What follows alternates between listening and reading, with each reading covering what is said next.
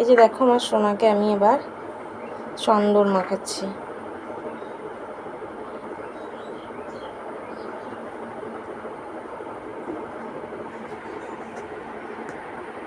তোমরাও কি এভাবেই মাখাও, সব কিছু করো?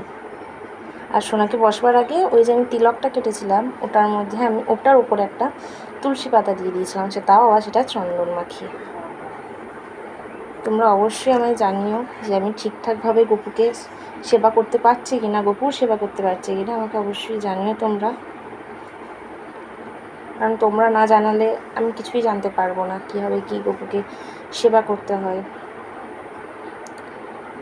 আমি কি এতটাই খারাপ ভিডিও করি যে একটা কমেন্টও করা যায় না? বন্ধুরা একটা কমেন্ট করবে, আমার তো ভালো লাগে। আমি এত কষ্ট করে ভিডিও করছি, স্ট্যান্ড নেই কিছু না, তো আমি অনেক কষ্ট করে ভিডিও করছি।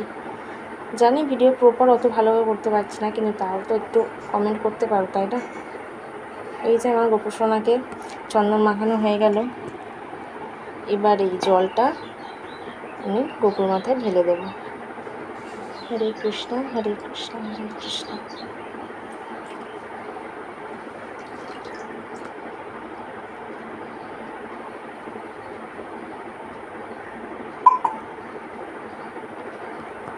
এবার গোপুসোনা আমি গা মোছাবো।